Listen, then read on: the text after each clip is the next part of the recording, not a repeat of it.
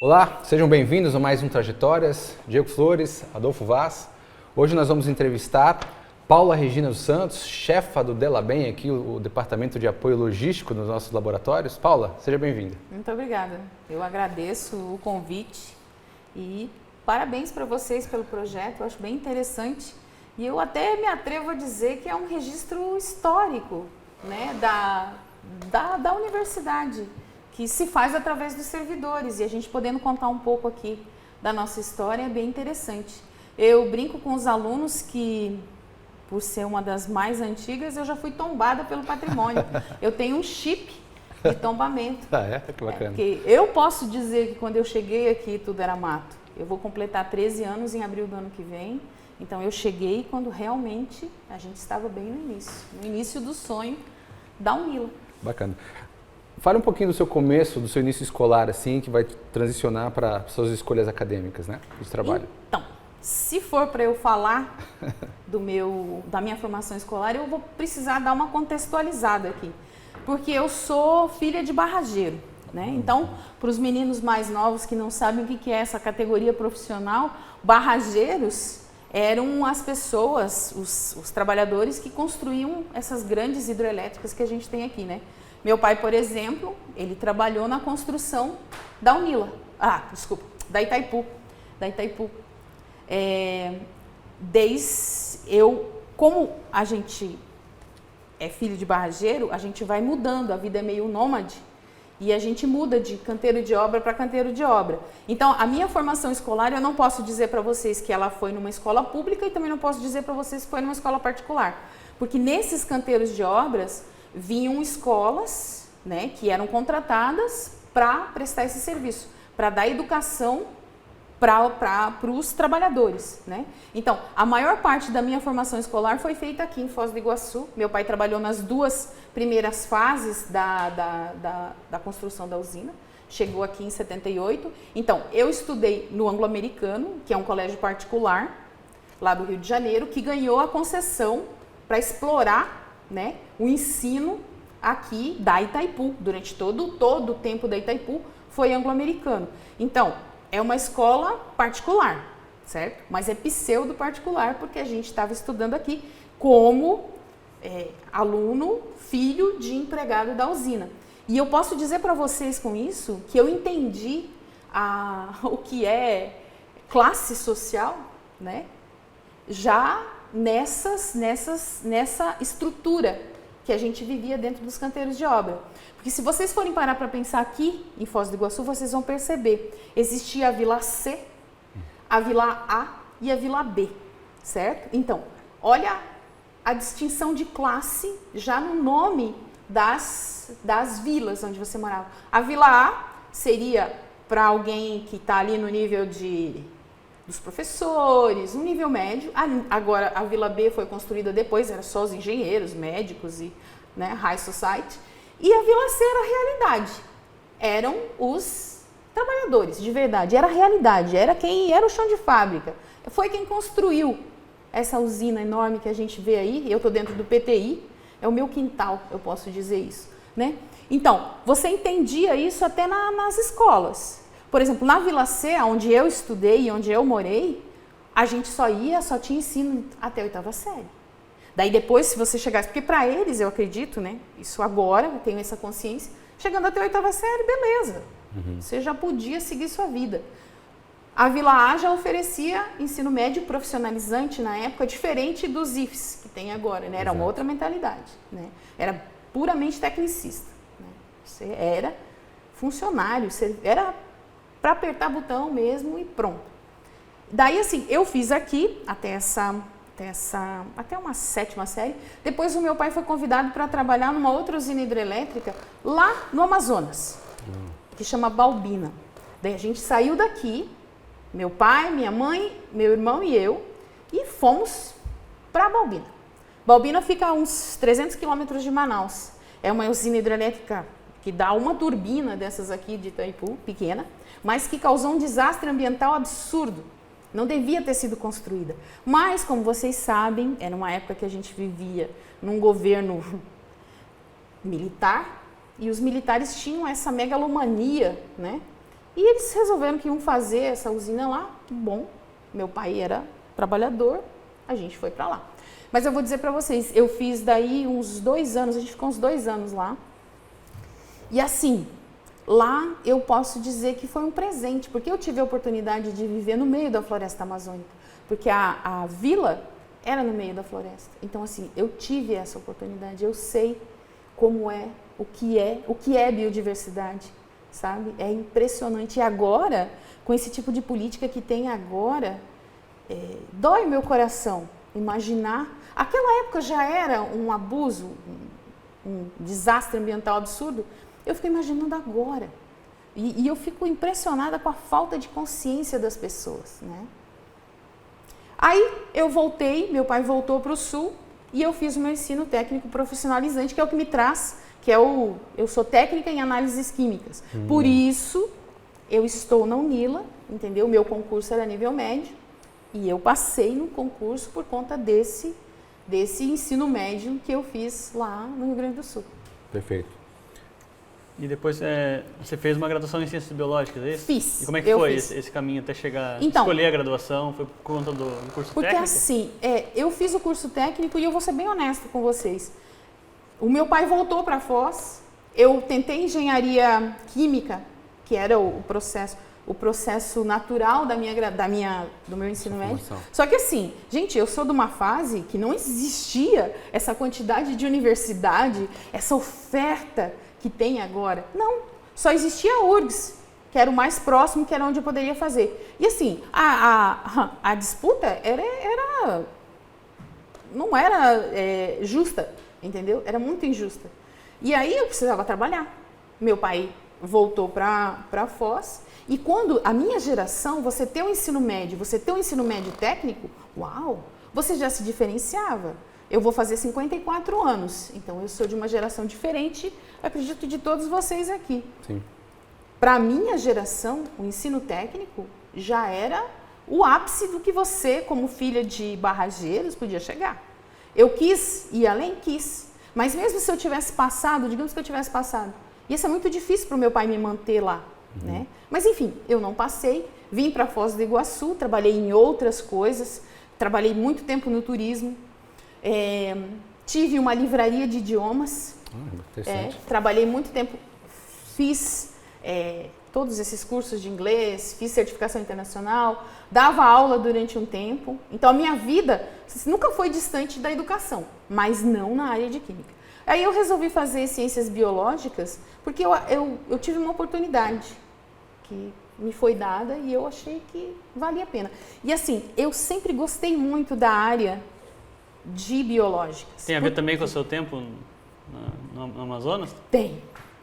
Exatamente. É um gancho importante. Exatamente. E assim, porque assim, gente, ciências biológicas é um curso extremamente denso, sabe? Ele não é fácil, ele é muito complexo, ele envolve muitas áreas, mas ele faz, e ele é um curso muito humano, porque quando você termina ele, né, você tem uma visão de tudo, entendeu? Você conhece a vida, né, do começo ao fim. Você estuda desde dos mais básicos seres até os mais complexos. Né? Então você vai para fisiologia humana, fisiologia vegetal, sabe assim, ecologia. Né? Eu acredito, por isso eu fiz, porque para mim era um curso muito complexo, muito completo. E eu queria ensinar isso, eu queria ser professora. Eu sempre tive essa vocação, eu acho, para ensinar, né? Mas terminei, dei algumas aulas, mas eu continuei trabalhando, porque as aulas que eu tinha conseguido não eram suficientes. Eu sou mãe solo, então eu tinha um filho para sustentar, para criar. Então, assim, a minha vida não é como a dos meninos agora, né? Eu fico muito triste de ver essa quantidade de vaga, de oportunidade que a gente tem. E essa geração agora está num limbo que eu não entendo, eu não sei como é que a gente vai fazer para salvar essas criaturas, não é?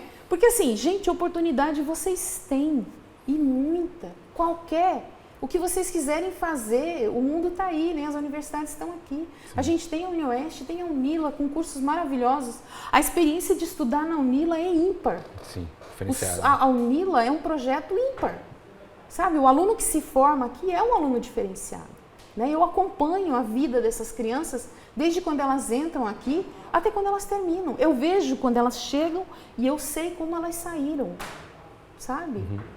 É um outro ser humano, tem uma outra visão, é muito mais aberto.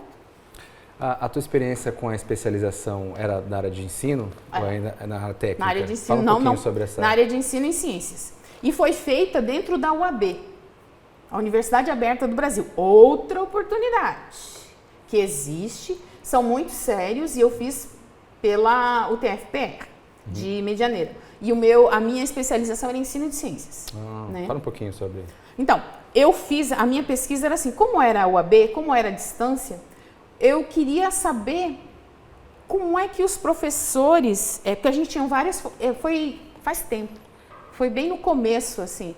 Então, assim, eu queria saber como é que os professores trabalhavam com as ferramentas que eram oferecidas para eles. Porque a gente tinha o Moodle, né? Era o nosso ambiente de estudo, né? E a gente tinha uma aula presencial, se eu não me engano. Mas a maior parte da vida da gente era no Moodle. E era, né? Tipo, você tem que aprender. Era uma ferramenta nova. Sim, eu achei maravilhoso o desafio. Para mim foi perfeito, sabe? Só que assim, nem todas as pessoas têm perfil para ensino à distância. Isso é verdade, é um fato.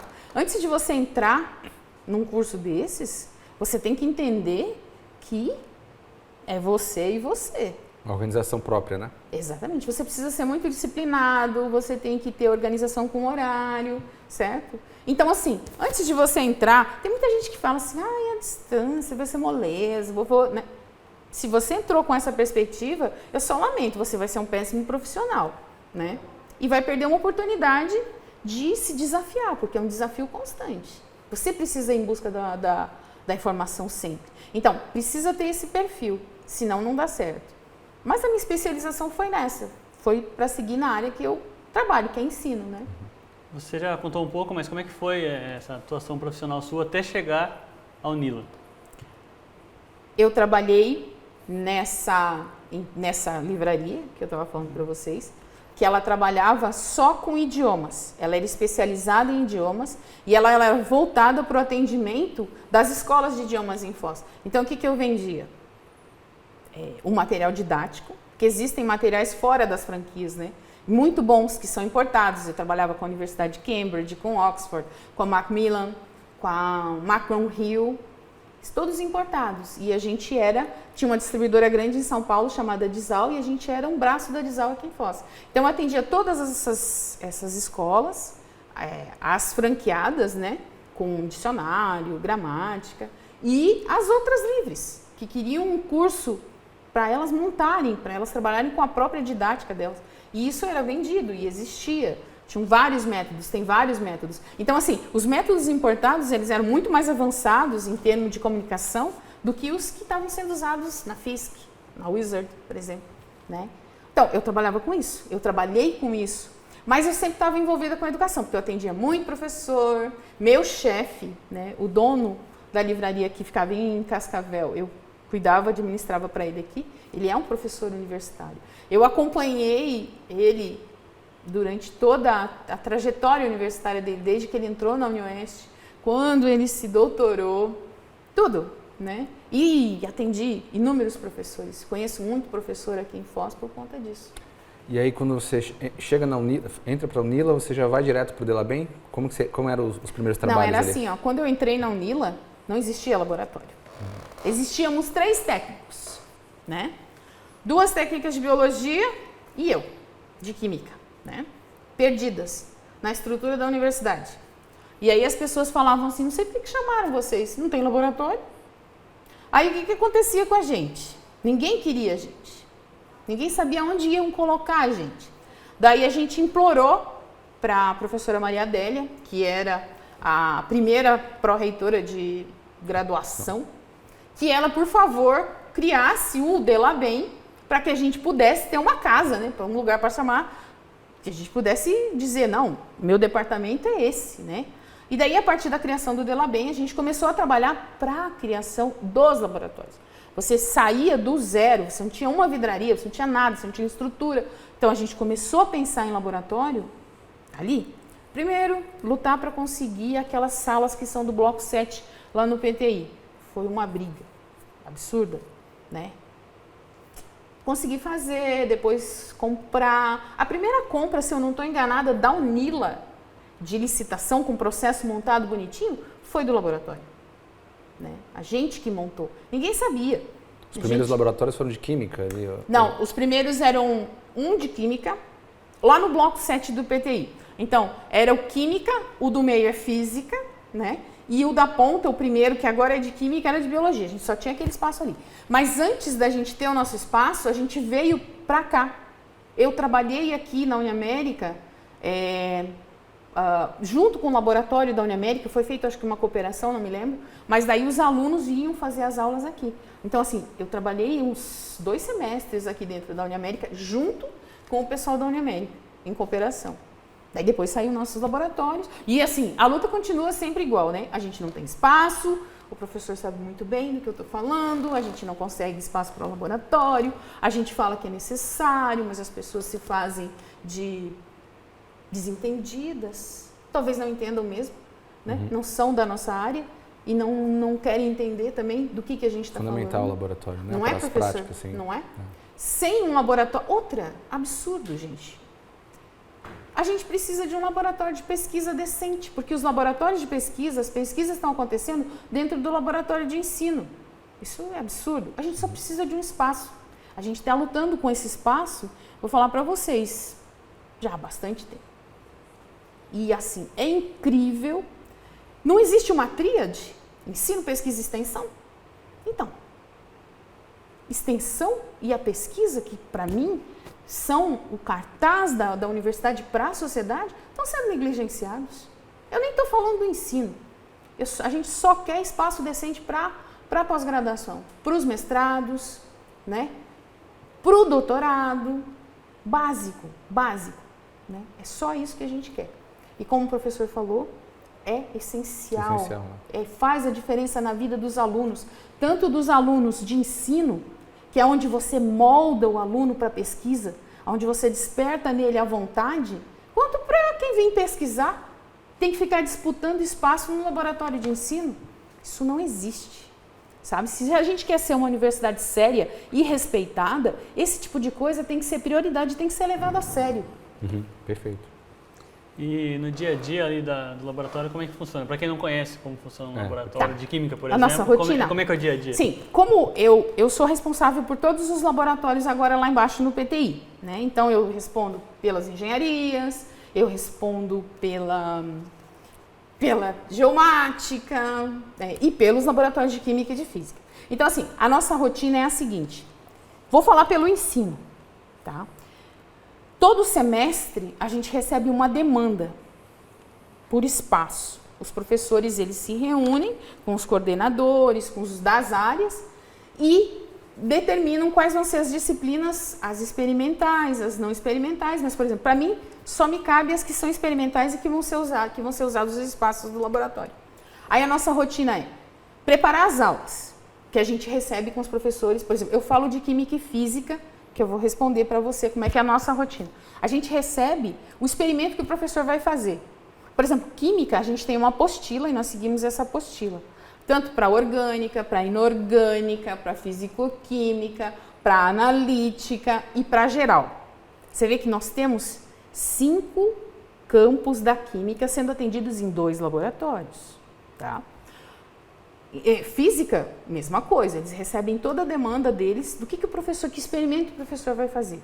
O professor Diego, ele tem uma demanda dele, ele precisa às vezes de um ácido, de alguma coisa para ele trabalhar, ele me solicita, eu faço, preparo e deixo preparado o espaço para ele. E é assim que a gente trabalha, a gente fala que a gente monta as aulas, mas por exemplo, eu deixo a aula pronta para o professor entrar e dar. Ele vai dar uma aula de pH, por exemplo, ele já me diz quais reagentes ele vai querer, que vidraria, quantos grupos, qual equipamento, quais soluções, quais indicadores. A gente deixa tudo pronto, divide em espaços, né, em estações de trabalho, E os alunos se dividem em grupo e eles trabalham ali.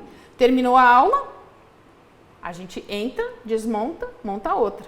É essa a nossa realidade. Isso do trabalho prático do ensino. Mas, além disso, a gente precisa ver manutenção de equipamento. Quando os equipamentos se estragam, como é que a gente vai fazer para consertar? Até um tempo atrás, a gente tinha uma empresa que fazia a manutenção. Mas daí, nós não temos mais dinheiro, né, para esse tipo de investimento. O que eu acho, sim, uma economia burra, na minha opinião. Porque se tu faz a manutenção desses equipamentos, eles vão demorar mais tempo para estragar, né?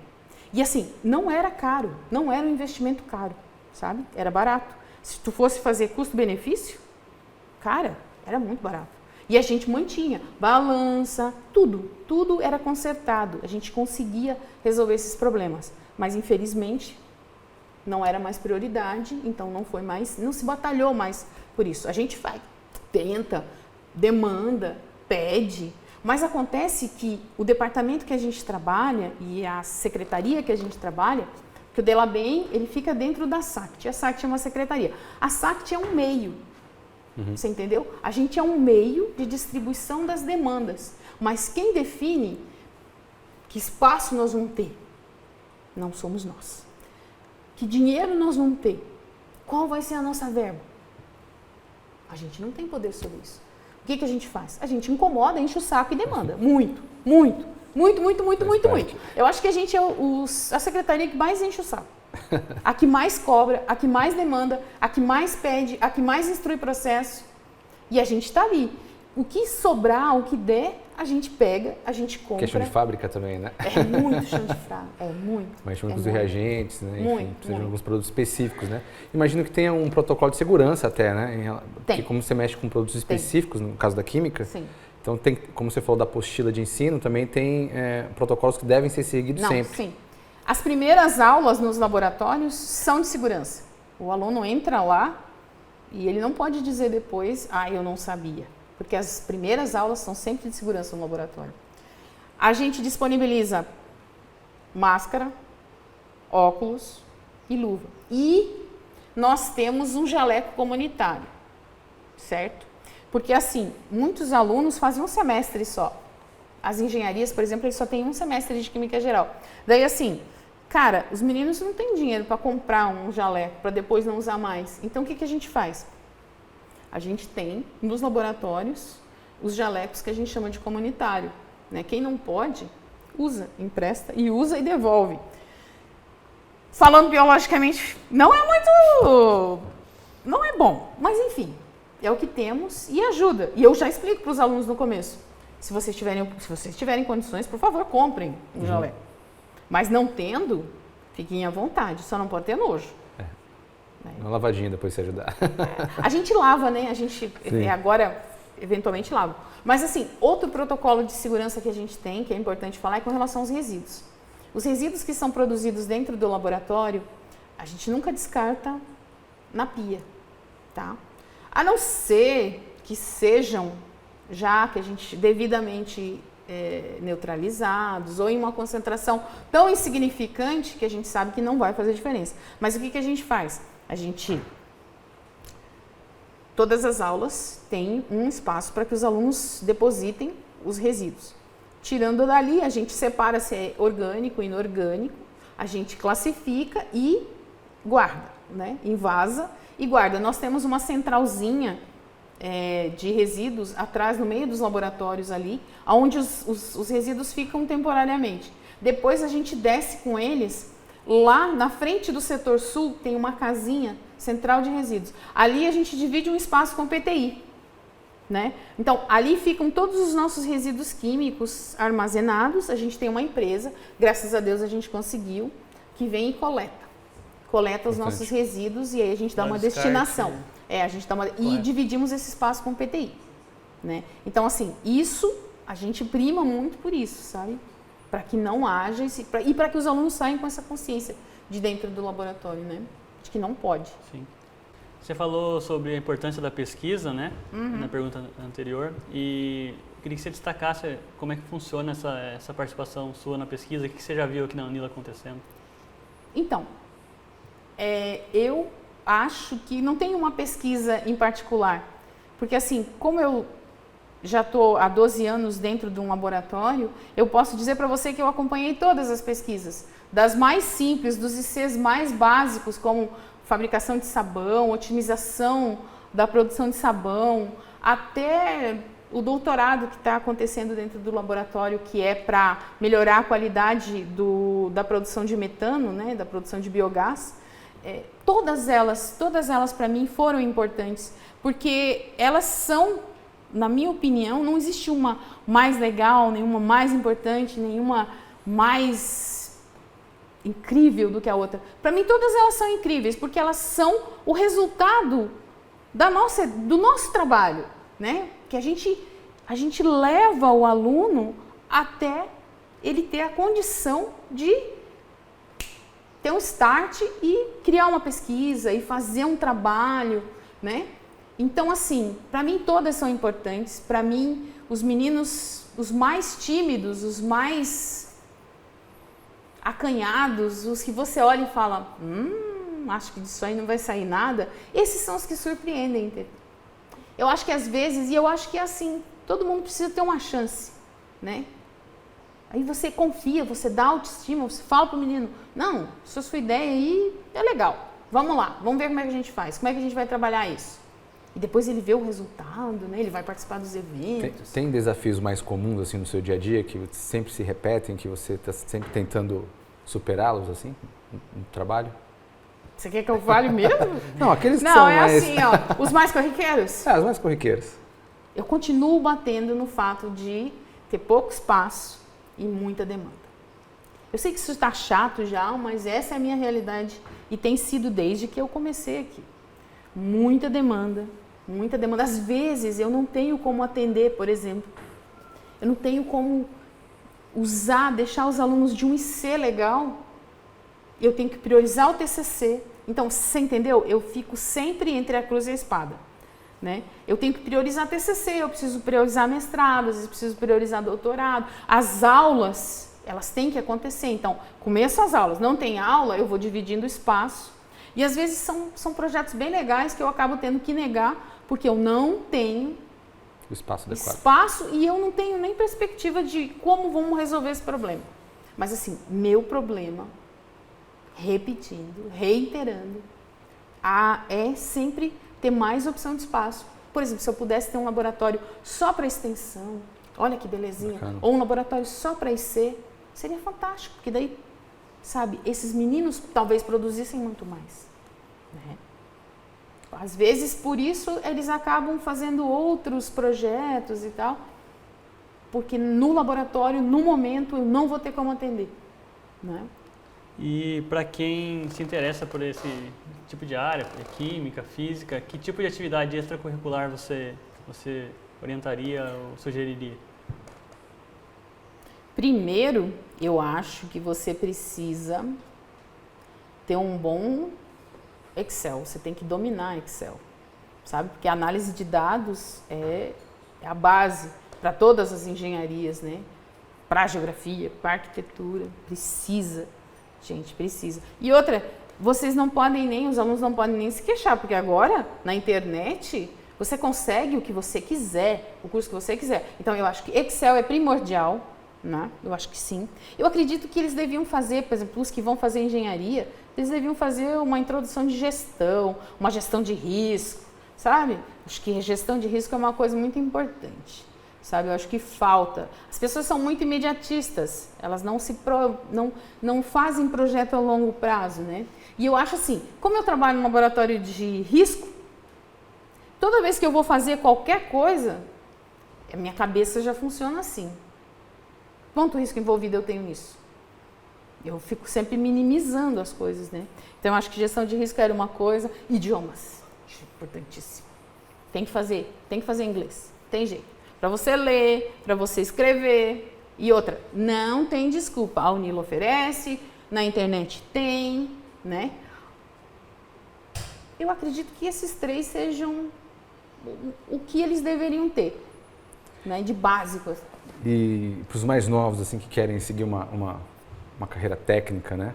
Que recomendação que você sugere a eles? estão pensando em entrar na universidade ainda? Olha, todos os cursos técnicos que são oferecidos agora, eles são mais humanizados do que na época que eu fiz, né? Você aprende outras áreas, sai de dentro da universidade, das escolas técnicas, né? Eu falo pelos IFs, né?